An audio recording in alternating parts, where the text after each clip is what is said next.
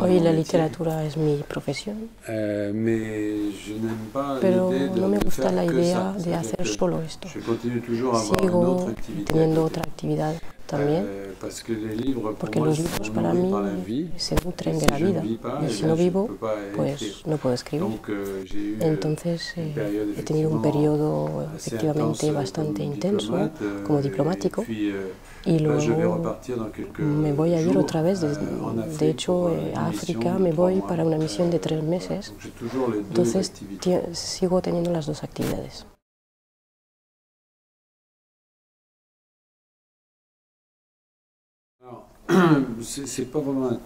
No es un trabajo, es más bien una experiencia de vida, es decir que, por ejemplo, para este libro era directamente extraído de la experiencia, porque he hecho el camino.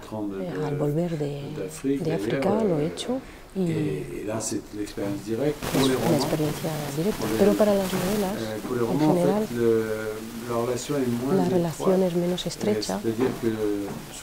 A menudo son retratos, las emociones, los paisajes que vuelven a veces y en otro contexto. A lo mejor he visto algo en África y ubicar una descripción en Asia. Entonces es algo que viene de lo interior.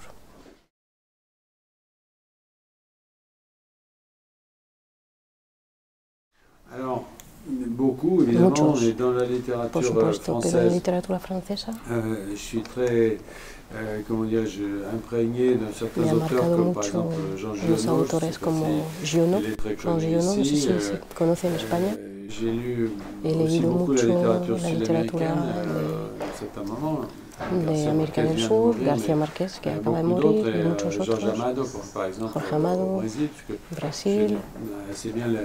Conozco bastante la literatura brasileña porque he vivido allí mucho tiempo y de manera general me sitúo en la literatura bastante clásica, que es en la línea de los autores del siglo XIX, Victor Hugo, Alejandro Dumas, Alexandre Dumas, gran modelos para mí.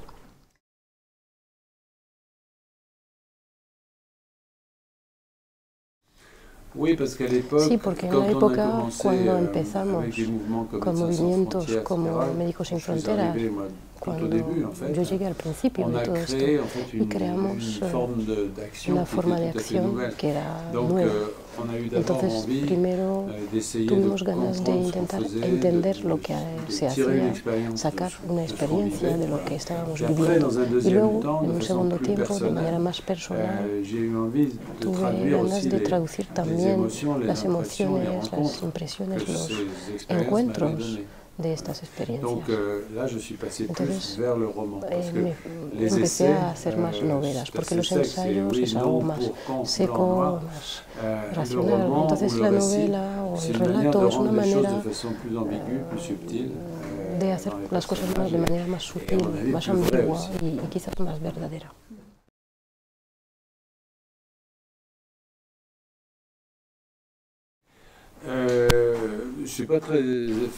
No conozco bien la literatura española. Non, j'ai pas de... Enfin, comment dirais-je, on ne lit pas Cervantes en France. En Francia se lee muy poco a Cervantes.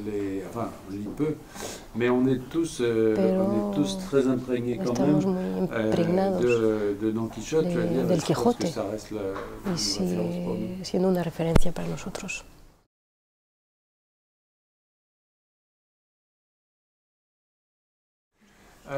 Parce que voilà, c'est à cause de ce dont on parlait tout à l'heure, c'est-à-dire que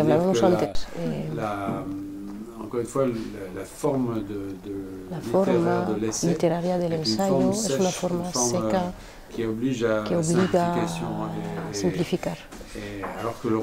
Cuando la novela, el relato es mucho más rico. Graham Greene decía que era la mejor manera de dar justicia, de rendir justicia hacia los personajes, las situaciones. En la novela nos obliga a más equilibrio.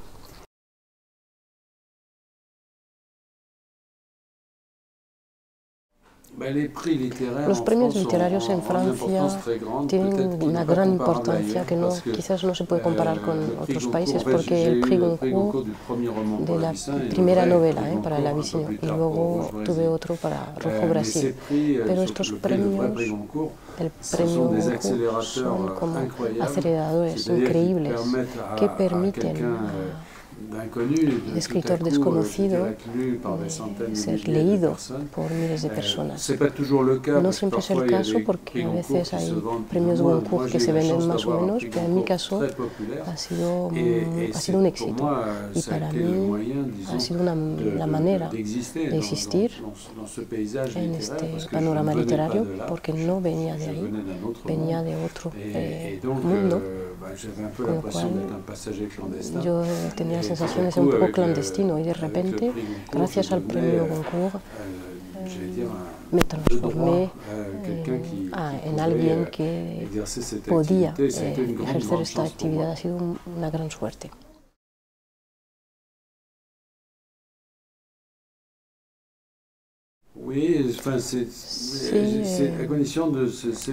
Si nos alejamos de la experiencia directa, porque yo he recibido muchas cartas de peregrinos y textos que habían escrito, y a menudo las cosas no transmiten las emociones porque son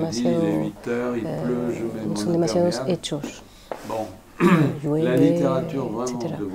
La literatura de viaje es algo que supone una creación, una recreación. Para mí es una forma literaria que se aleja de la experiencia y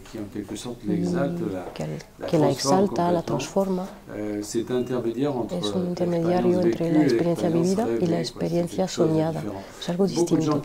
Mucha gente que lee este libro me dice que ya no hace falta hacer el viaje. Es como si lo hicieran leyendo las páginas de mi libro. Es un viaje en sí mismo, es un viaje literario.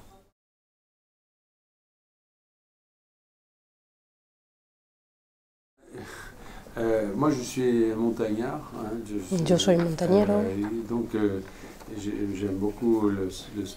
Me gusta mucho el deporte y todos los deportes que se hacen en la naturaleza.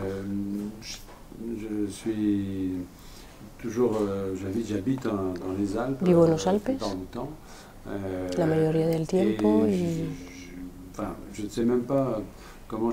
no sé cómo podría trabajar, pensar sin caminar, sin pasear. Siempre estoy en movimiento. Es parte de mi cultura. Me gusta mucho, y no me puedo imaginar vivir sin eso.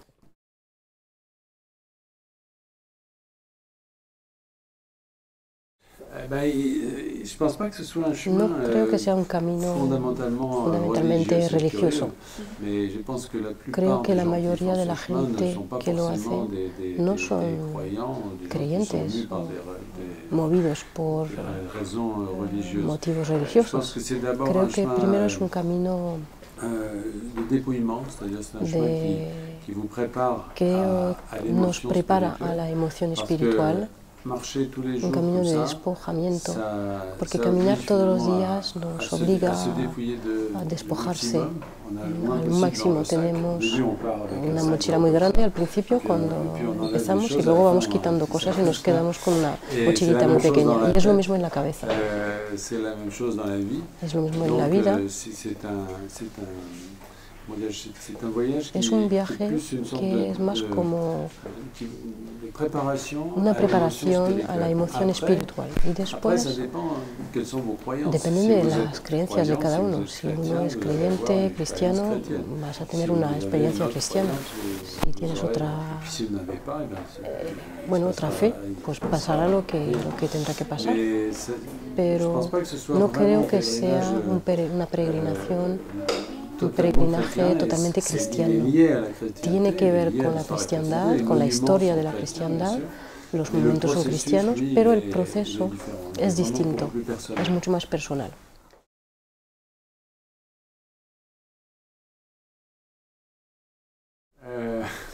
Es difícil, Bueno, hay uno del que hablo a menudo porque se ha presentado bastante mal, creo que se ha traducido al castellano.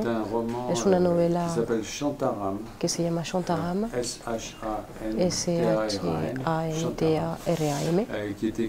escrito por Gregory Roberts, un autor de Nueva Zelanda, y es su historia propia.